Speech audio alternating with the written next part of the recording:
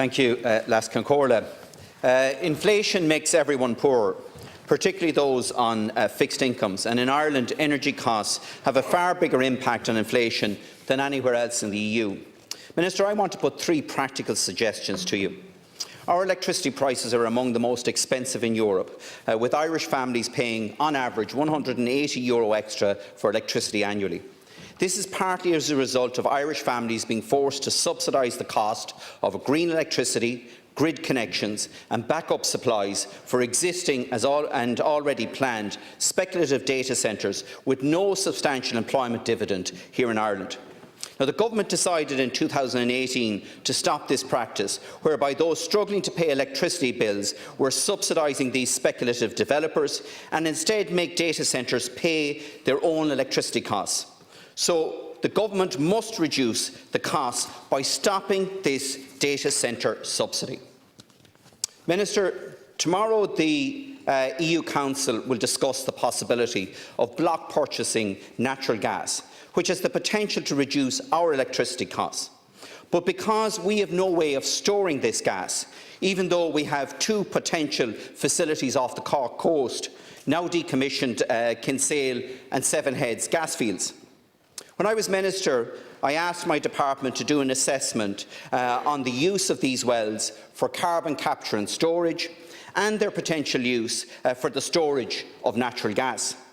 In December 2020, I sought a copy of this assessment in advance of the Dáil here making a decision on the decommissioning of the Kinsale wells.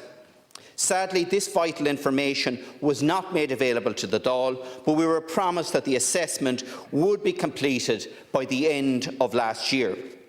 I've now been informed that it will be early 2023 before this assessment will be published, nearly 6 years after the process commenced. Minister, this is far too late for Ireland to capitalise on any natural gas price discount from the European Union. Finally, carbon tax is supposed to be an environmental tax to drive behavioural change. But the current carbon tax model is flawed in this regard because the goal is about bringing in more taxes rather than driving change. If we are serious about moving away from our dependence on fossil fuels, then we need a model of carbon taxation that is actually fluid, by taking into account the ever-changing cost of a barrel of oil. If carbon taxes increase significantly, but the price of oil collapses, then it will not bring about the type of step change that we actually require. When the price of oil increases sharply, this has a direct impact on the cost of living of families, as well as having a devastating impact on our small open economy. We are seeing this impact today, which will get even worse as carbon taxes are increased in 5 weeks' time, because Ireland is more exposed than most other EU countries to price volatility.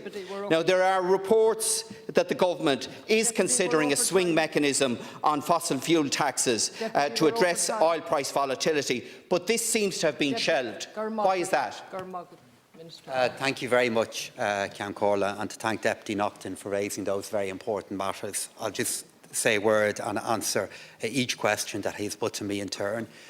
Firstly, the Government will, of course, participate in any collective procedures or arrangements that are possible within the European Union to look at how we can more clearly establish certainty of supply and also manage the affordability challenges that I know so many in the House are concerned with. As you know, the Taoiseach is in the European Council at the moment, or travelling to the European Council, and one of the key issues in relation to it is how we can accelerate our progress towards energy independence, with targets set both for 2023 and for 2030.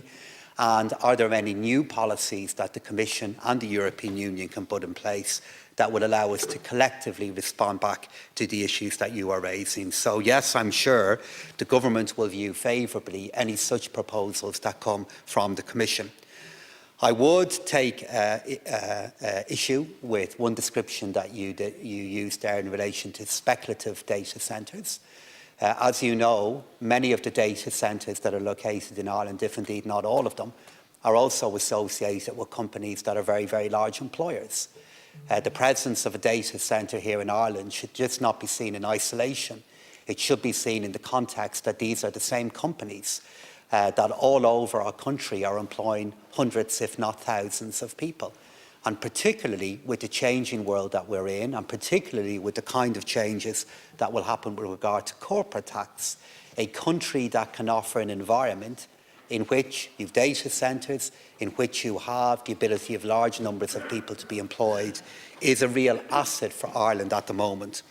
In relation to your point regarding that sharing of the report, Deputy, I'm afraid I'm not aware of the status of that report and why it may not have been made available at the point at which you indicated, but I'll certainly follow up with Minister Ryan in relation to it. As you know, Minister Ryan and his department are now working on a new strategy in relation to energy security and independence, the need for which, of course, has been emphasised by the dramatic and deadly developments now of recent weeks. And finally, in relation to your point on carbon tax, well aware of the model that you've proposed, Deputy, and of course, in fairness to you, you've raised this on many different occasions here in the Dáil and elsewhere. I would point out to you that the one difficulty with the model that you make the case for is that it gives no clarity at all to the government regarding what our tax revenue from carbon taxation could be in the future. And as you know, a role that carbon tax does play is helping us fund all of the changes that you and the government want to see happen with regard to retrofitting and how we can make progress towards energy independence.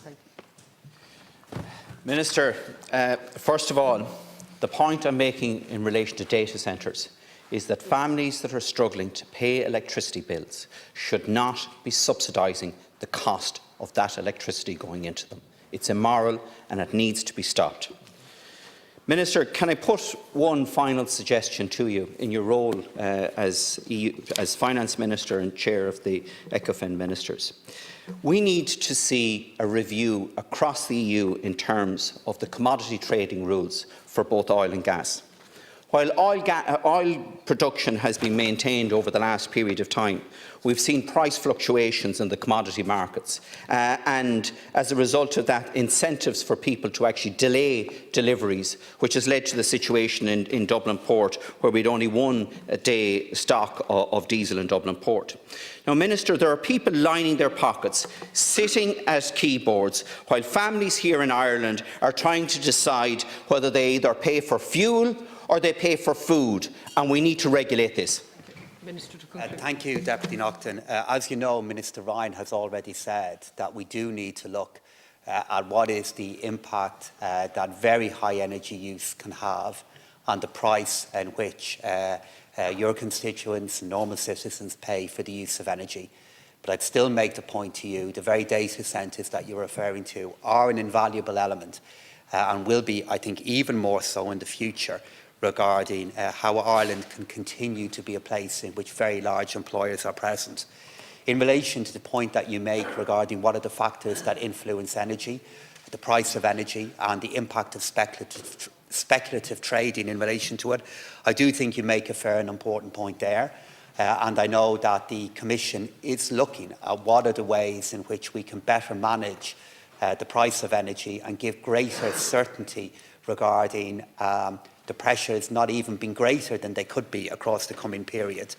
I would, though, finally make the point to you that some of the markets you're referring to do play a valuable role in helping smaller businesses hedge against the rising price of fuel in the future. Thank you.